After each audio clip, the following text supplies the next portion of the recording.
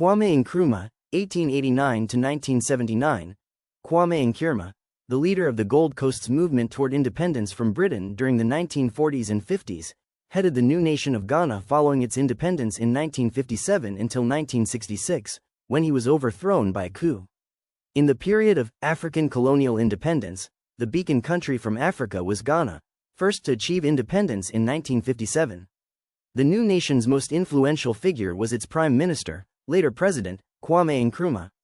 When Nkrumah was born in 1910, Ghana was still the Gold Coast, a British colony known for its plantations and for being the world's largest producer of cocoa. Its frontiers were the result of bargains among the colonial powers, Britain, France, and Germany, that did not correspond to the historical boundaries of the kingdoms that preceded colonization, particularly the once mighty Ashanti Empire. Nkrumah, who came from a modest, traditional family, received his early education at the hands of Catholic missionaries. He went on to train as a teacher and for a few years taught elementary school in towns along the coast. He was popular and charismatic, and earned a decent living, but exposure to politics and to a few influential figures sparked in him a greater interest to go to America. He applied to universities in the United States, and with money raised from relatives, he set out on a steamer in 1935. He reached New York almost penniless, and took refuge with fellow West Africans in Harlem. He then presented himself at Lincoln University in Pennsylvania and enrolled. A small scholarship and a campus job helped him make ends meet. In the United States, Nkrumah saw alternatives to the British tradition of government. He also became suffused with an acute consciousness of the politics of race relations. Unlike many new African leaders, who sought to emulate their European instructors, Nkrumah plunged into America's black communities. Founded before the Civil War, Lincoln University was America's oldest black college, and its special atmosphere inspired and comforted Nkrumah. In the summers, he worked at physically demanding jobs, in shipyards and construction at sea. He studied theology as well as philosophy. He frequented the black churches in New York and Philadelphia and was sometimes asked to preach. He also forged ties with black American intellectuals, for whom Africa was becoming, in this time of political change, an area of extreme interest. Moving to London after World War II, Nkrumah helped organize Pan-African congresses, linking the emergent educated groups of the African colonies with activists, writers, artists, and well-wishers from the industrial countries. It was a time of great intellectual ferment, excitement, and optimism. India's achievement of independence in 1947 stirred dreams of freedom for the other colonies. "If we get self-government," Nkrumah proclaimed, "we'll transform the Gold Coast into a paradise in 10 years. Returning to the Gold Coast in 1949, Nkrumah found that India's independence had set in motion a process of gradual transfer of power in Britain's other colonies. The terms and timing were highly unsettled, and indeed would provoke conflict and violent clashes, but the basic principle of self-government was becoming the consensus. Nkrumah was dissatisfied with the existing nationalist grouping, finding it staid and conservative, overly tied to colonial business interests. With several associates, he set up a new party, the Convention People's Party, CPP, in the process demonstrating his supreme organizational abilities. Within 2 years the CPP had won limited self-rule elections, and Nkrumah became leader of government business, a de facto prime minister, responsible for internal government and policy. He set his sights firmly on independence. No amount of autonomy or self-rule, he argued, could match the energy, commitment, and focus of a government and people in a truly independent country. It was a precondition for growth. He summarized his philosophy in a slogan that became famous and influential across Africa: "Seek ye first the political kingdom, and all else shall be added unto you." Ghana's route to independence became the model for the rest of the continent. By the mid-1960s, over 30 African countries were independent and many had charismatic leaders, including Jomo Kenyatta in Kenya, Julius Nyerere in Tanzania, and Kenneth Kaunda in Zambia. Their economic views were very much those of the time, in line with the consensus among development economists. Here again, only the state could mobilize the funds and coordinate the activities of economic transformation if it was to be achieved in the leader's lifetime, let alone during their time in office. Indeed, pessimism about markets was even greater in Africa than elsewhere. After all, the colonization of Africa had come with little regard for local education, health, or infrastructure. It was tainted with racism and contempt. As a result, people were not equipped to participate in markets, or so it seemed. Instead, the new leaders hatched schemes for African socialism that could somehow combine modern growth and traditional values.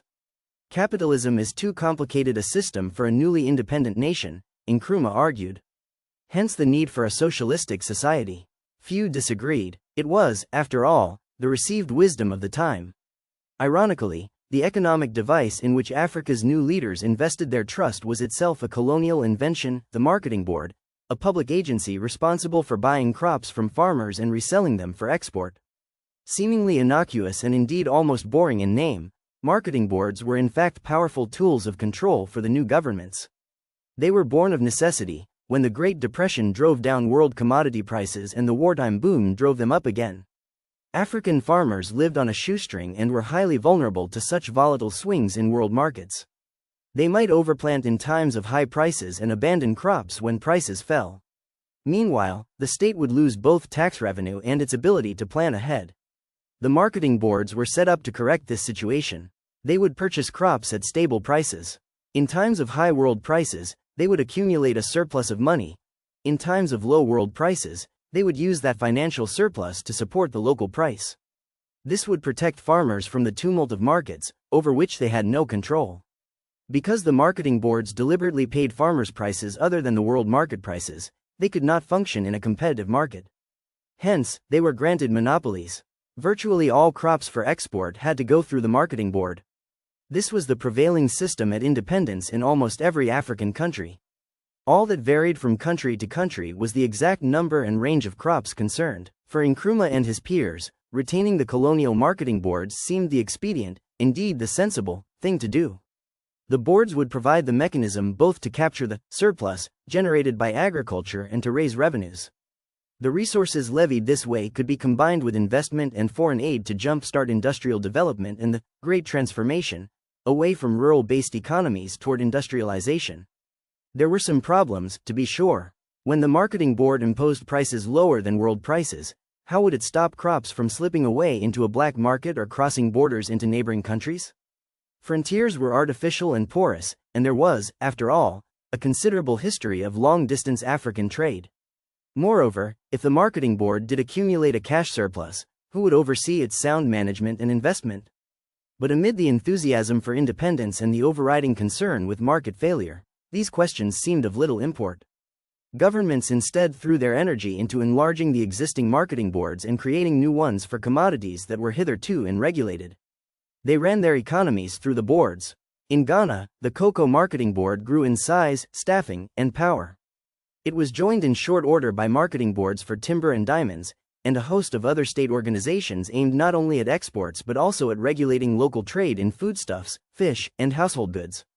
This pervasive, confident, or, as some would say, intrusive involvement of the state in almost every aspect of investment and commerce made Ghana a case of development economics in action.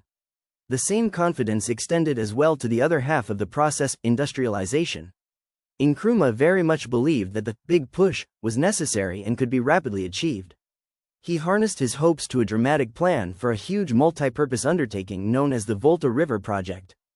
Ghana had large reserves of bauxite and hence the potential to become a major exporter of aluminum. But this required building a smelter and a very large dam and power plant to feed it.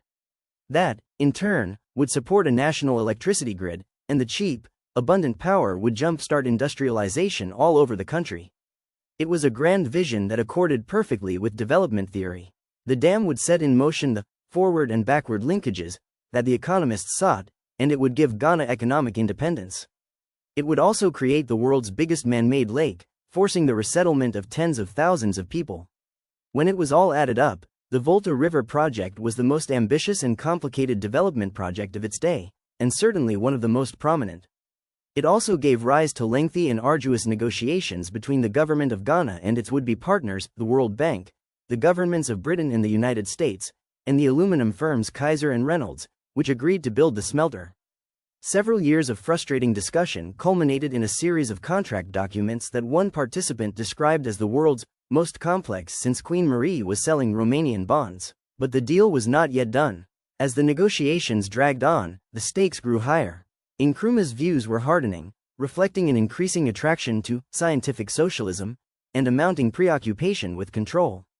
Already in 1960, he had made Ghana a republic and proclaimed himself its president.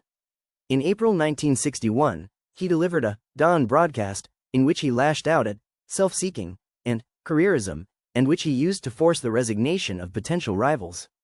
Soon there were political arrests. He also threw out the British officers assigned to train his army.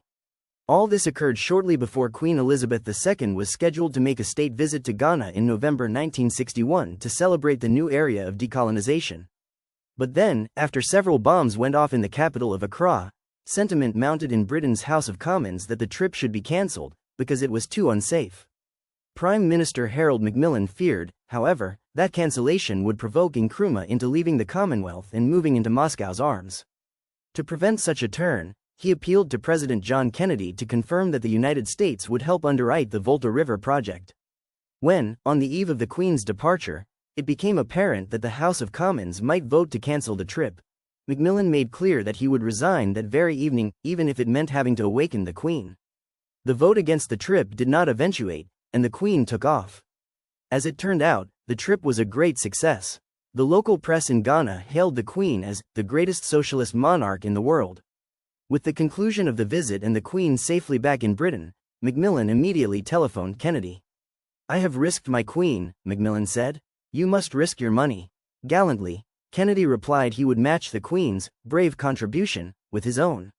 The United States signed on to the Volta River project. In the same year, Nkrumah visited the Soviet Union and returned much impressed at the pace of industrialization there. He came back with a rigid 7-year plan. "We must try and establish factories in large numbers at great speed," he argued. State-owned companies and public authorities mushroomed in all fields. So did mismanagement and graft. The price was most painfully felt in the countryside as Nkrumah used cocoa revenues, controlled by the official marketing board, to cover the growing losses of public companies. The imposition of unrealistically low cocoa prices on farmers, combined with the bloated organization of the marketing board, devastated the industry. Many farmers switched crops altogether. Others found ways to smuggle their cocoa through neighboring countries, where better prices were offered. Ghana lost its mantle as the world's largest cocoa producer. Its currency reserves depleted, it fell back on barter trade and loans from the Soviet bloc. Nkrumah became increasingly remote, preferring to focus on grand schemes of African unity than on running the country. He turned the country into a one-party state in 1964, and took to indulging in a sordid cult of personality, dubbing himself Osagfo, the Redeemer. It did not take long for resentment to set in. He evaded several assassination attempts. On January 22, 1966, he inaugurated the Volta Dam, proudly pressing the button that released power into the new national grid, unaware that even this project would be only half a success. Ghana's bauxite mines would never be developed. The smelter found it more economic to process bauxite imported from Jamaica. The inauguration would be his last moment of glory. On February 24, as he stopped in Burma on his way to China at the start of a grand tour aimed at solving the Vietnam conflict, army officers intervened at home and took power. "The myth surrounding Kwame Nkrumah has been broken," announced an army colonel on the radio. Nkrumah did not learn of the coup until he arrived in China. Premier Zhou Enlai, unsure of the protocol to follow, went ahead and hosted an eerie state banquet in his honor. Nkrumah ended up taking up exile in Guinea, where another experiment in African socialism was in progress. Guinea's president, Sékou Touré, his own rule increasingly repressive and arbitrary, endowed Nkrumah with the title of co-president. Nkrumah made regular shortwave broadcasts to Ghana, published ideological treatises, and plotted a triumphal return to power until he grew ill and died in 1972, still in exile. The political kingdom had crumbled as fast as it had been built. The Redeemer, who had once inspired a continent, had fallen far from grace. Like and subscribe for more.